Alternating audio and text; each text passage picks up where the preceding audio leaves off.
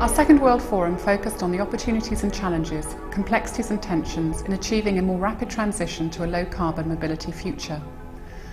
Over 150 participants, including former heads of state, regulators, business leaders and leading scholars, came together over a couple of days to share, debate, test and create new ideas for a more rapid transition.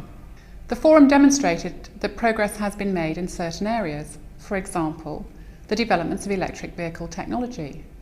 But it also showed that technological progress in itself was not enough, and that people are still grabbing at parts of a holistic and complex set of challenges and proposing solutions that don't fit together.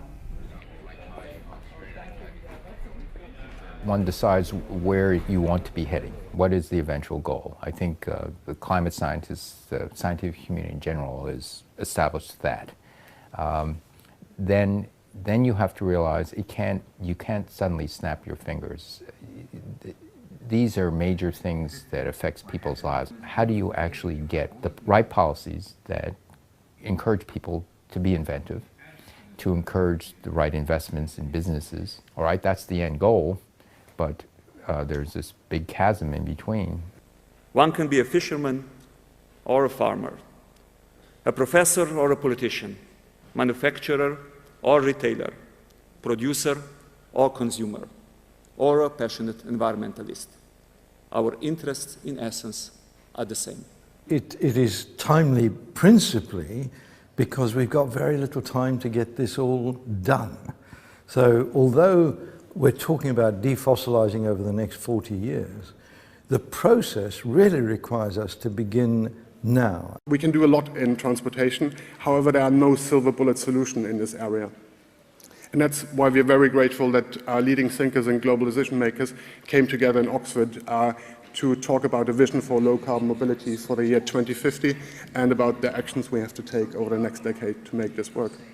I think of the Smith School potentially as the environment and enterprise equivalent of the Kennedy School for Government, where you're creating a center of excellence where multidisciplinary thinking, including politics, including policy, including science and technology, can come together. And I think it all depends on the quality of the faculty and it depends on the quality of the work. But I think the people who are leading it, obviously with David King playing a very powerful role, and the mission of the school, it could play a material role in leading the thinking on enterprise and environment.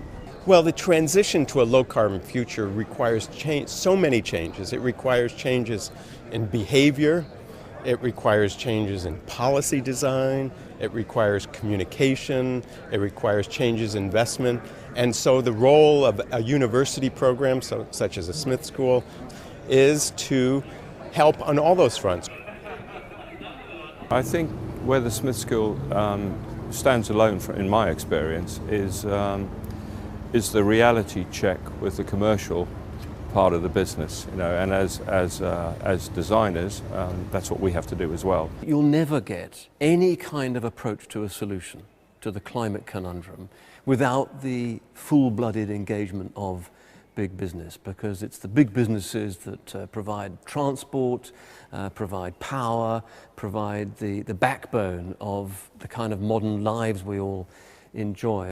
The presentation from Mickhail Gorbatchev was not only important in having the iconic figure of the 20th century there, but Gorbachev represents the possibility of change. And I hope that the future, even though there are voices saying that our Earth may not have the future, and that instills fear.